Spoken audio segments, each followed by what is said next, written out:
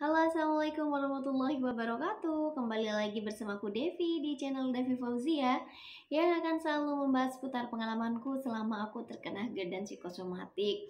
Alhamdulillah, banyak sekali dari perbaikan yang teman-teman alami gitu ya dari awal sampai sekarang. Dan sebenarnya tujuan awal aku sharing video ini adalah agar kalian punya temen gitu, merasa punya temen, agar kalian tidak merasa sendirian, agar kalian tahu bahwa tidak hanya kalian yang merasakan semua sensasi-sensasi aneh, bukan hanya kalian yang terkena GERD dan psikosomatik. Dan aku cuma ingin memberitahu kalian kalau sebenarnya semua sensasi-sensasi yang kalian rasakan itu lambat laun akan berkurang dan pada akhirnya akan sembuh dengan berproses. Dan sekali lagi, proses tiap orang itu beda-beda teman-teman, jadi jangan pernah membandingkan dirimu dengan orang lain, karena memang aku yakin semua dengan berbagai proses yang kalian alami akan membuat kalian menjadi pribadi yang lebih baik lagi ke depannya.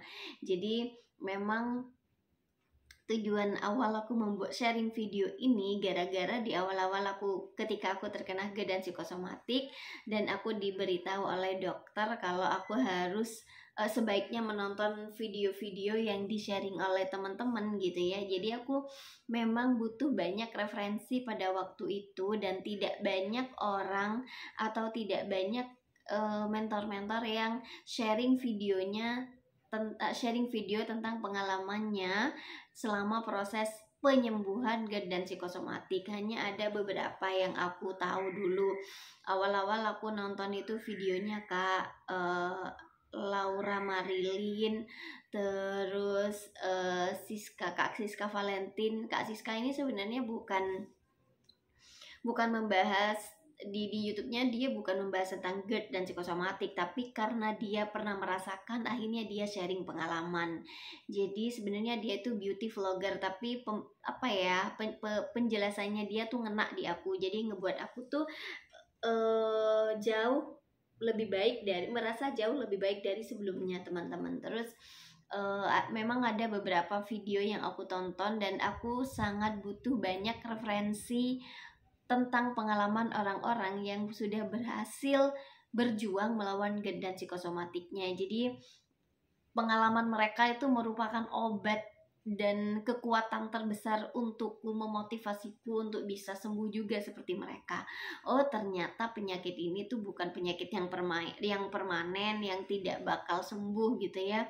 Setelah aku mendengar perjuangan mereka, setelah aku mendengar pengalaman mereka, akhirnya itu merupakan obat yang paling ampuh buat aku gitu. Jadi ketika aku cemas, ketika aku panik, aku dengarkan lagi, dan lambat laun semua sensasi yang aku alami itu berkurang teman-teman. Jadi aku bener-bener kalau aku bilang aku sembuh gara-gara menonton YouTube, itu benar sekali. Jadi waktu awal-awal aku sudah sering bilang tidak ada obat yang cocok di aku, baik obat yang murah atau yang mahal sekalipun. Maka sehingga dengan aku menonton YouTube, akhirnya banyak hal yang aku ketahui tentang penyakit ini. Jadi akhirnya aku ngulik lagi, akhirnya sampai sekarang aku sudah tidak ada sensasi yang mengganggu, dan aku memutuskan untuk sharing pengalamanku, siapa tahu bermanfaat juga untuk kalian. Jadi tidak semerta-merta membuat video ini tanpa alasan ya. Sebenarnya alasanku adalah agar kalian tuh tidak merasa sendirian berjuang melawan ini semua. Aku pernah merasakan itu, dan insya Allah kita semua akan berhasil move on dari yang namanya GERD dan psikosomatik gitu teman-teman. Terus ada beberapa juga yang masih bingung gitu ya, masih bingung sebenarnya aku ini kenapa kok susah sembuhnya gitu. Padahal ketika aku ke dokternya tuh cuma bilang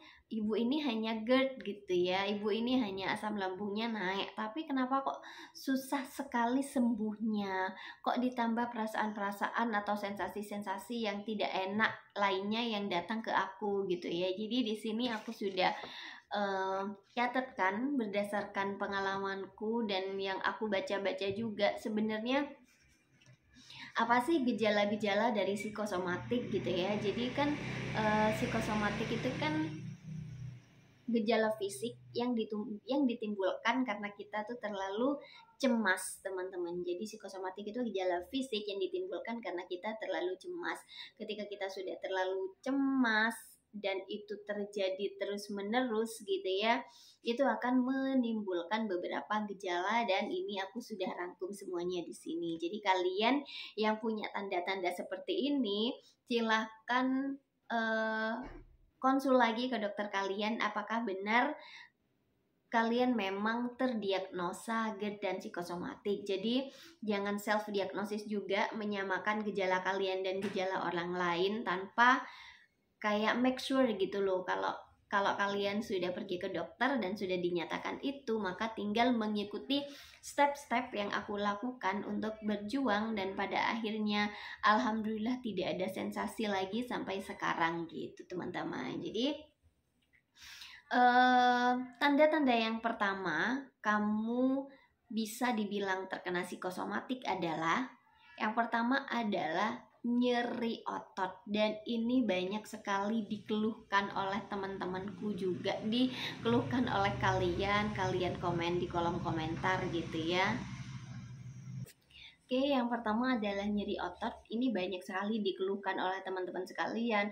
Kak, kenapa kok ototnya terasa nyeri gitu ya? Kayak sakit semua badannya gitu. Jadi menurut yang aku baca dan yang aku ketahui dan yang aku rasakan, aku dulu juga mengalami itu, kayak nyeri otot, persendian gitu ya teman-teman ya. Kayak akhirnya letih, lunglai, kayak tidak ada tenaga gitu.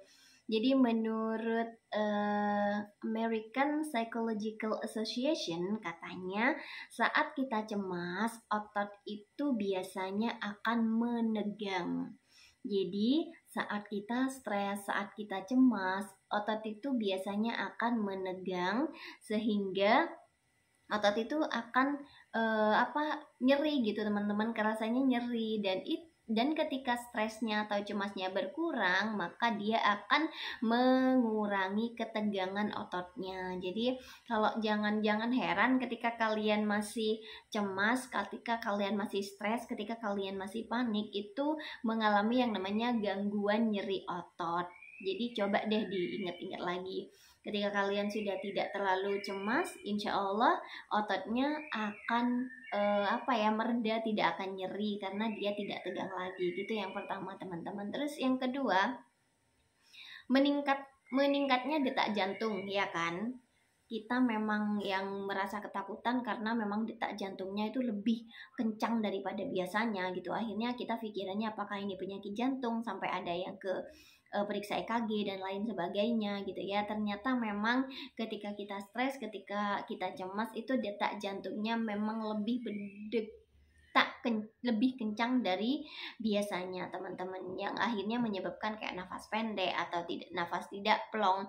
Sebenarnya bukan sesak nafas, kayak lebih ke nafas pendek atau tidak plong. Jadi sebaiknya yang perlu dilakukan adalah sering melakukan atau sering mengatur nafas ketika kita sedang diam-diam, ketika kita tidak sedang cemas.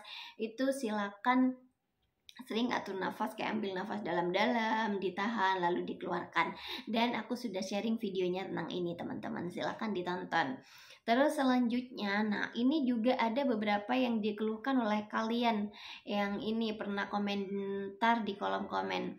Katanya kulitnya tuh kayak gatel-gatel.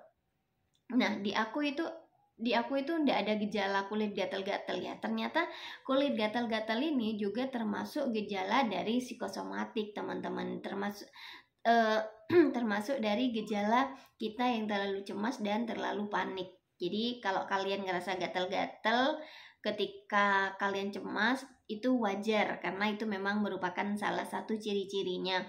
Terus keringat berlebih, iya sih, ini iya banget aku rasakan, kayak keringat dingin terus lebih banyak dari biasanya ya. Jadi sering kayak keringat dingin gitu ya, tidak ngapain tapi tangan itu karena kitanya yang cemas teman-teman, lalu memikirkan sesuatu gitu. Terus selanjutnya ini ada rambutnya yang rontok juga, ini parah banget sih. Dulu sampai sering potong rambut karena kalau pendek itu lumayan rontok, tapi kalau panjang itu rontok banget teman-teman. Kayak disisir pakai tangan aja ikut. Nah, kalau kita stres sama cemas itu menyebabkan kerontokan rambut teman-teman. Terus selanjutnya adalah gangguan pencernaan. Nah, ini akhirnya karena kita sering mengalami cemas menerus, mungkin dari dulu tapi itu tidak kerasa. Kalau dulu mungkin cemas terus hilang, cemas hilang, tapi karena COVID kemarin benar tuh cemasnya continuity gitu terus jadi rambut karena GERD. Jadi kita yang kayak mengalami cemas berlebih itu bukan kayak 2 hari cepaskan satu lalu terkena serangan cemas berlebih gitu, enggak ya, mungkin karena ada gitu loh, ada hal yang membuat kita tuh sering ngerasa cemas, entah itu inner child kita atau apapun di masa lampau yang akhirnya ngaruhnya sekarang teman-teman. Terus selanjutnya sakit kepala dan bahu. Bahu ini ketika kita atau terlalu di bagian sering merasakan sakit kepala, bahu, ini sering banget dikeluhkan. Jadi bener kalau kalian cemasnya lagi tinggi, paniknya lagi tinggi, itu biasanya sakit kepala, bahu, sama ini teman-teman leher ya. Tapi kalau cemasnya mulai berkurang, insya Allah gejala itu juga akan berkurang. Terus selanjutnya melemahkan sistem imun. Mungkin ini kenapa kita kayak sedikit-sedikit pilek, sedikit-sedikit sakit gitu ya. Karena ketika kita cemas itu sistem imun kita melemah teman-teman. Jadi agar kita tidak sering-sering sakit, agar sistem imunnya kuat, maka memang jangan terlalu mencemaskan semuanya terlalu berlebihan. Dan aku sudah sharing videonya gimana cara mengalihkan cemas kalian, entah itu cemas menyeluruh atau serangan cemas. Silakan ditonton videoku sebelumnya. Jadi bagi kalian yang mengalami gejala-gejala ini, terus silakan kayak datang ke dokter, konsul ke dokter, bener ndak aku sedang apa yang aku alami ini gejala dari psikosomatik. Kalau dokternya sudah bilang iya, maka terserah kalian akan melanjutkan berobat ke dokter atau hanya dengan mendengar seperti aku sembuh hanya dengan mendengarkan motivator dari teman-teman yang sudah berhasil melawan GERD dan psikosomatik gitu teman-teman. Jadi sekian videoku hari ini, terima kasih. Wassalamualaikum warahmatullahi wabarakatuh.